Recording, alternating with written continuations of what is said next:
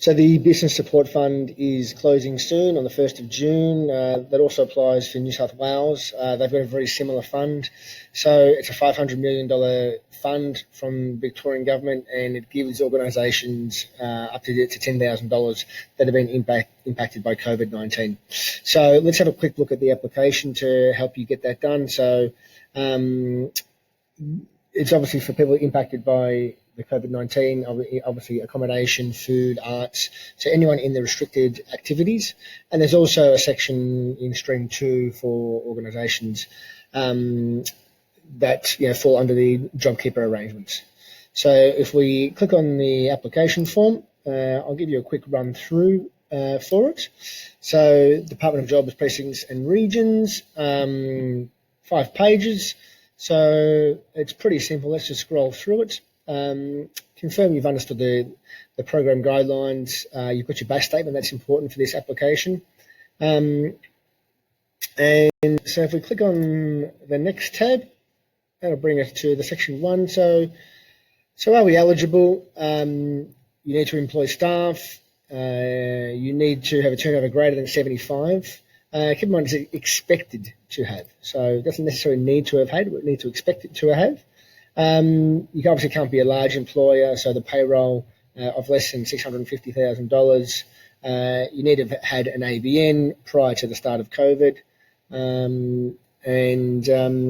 You're carrying out a business at that time. So you can't just have registered business, you have to be carrying out a business. So yes to all those items. And then, has your business suffered a closure as a result of COVID-19? Yes to that, and you can also be Stream 2 for the JobKeeper enrolment. So if that's the case, so we can click on to the next section. Thinking about it. So the section 2 is putting in your business identification details. Obviously, this is for my business. Yours would be different. Put in your address. Pretty simple. Some other phone numbers and emails.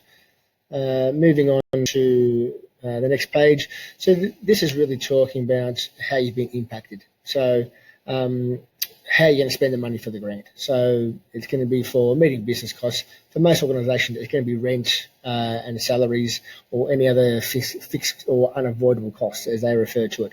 So you put in your description there. So that's for other. So how many employees do you have? So I might have 10 employees, but they only work part-time, so it represents just five staff.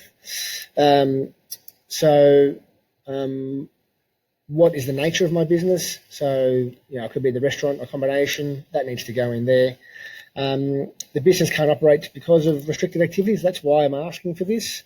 And then there's other particular demographics about Aboriginal business, social enterprise. So obviously tick what's applicable to you.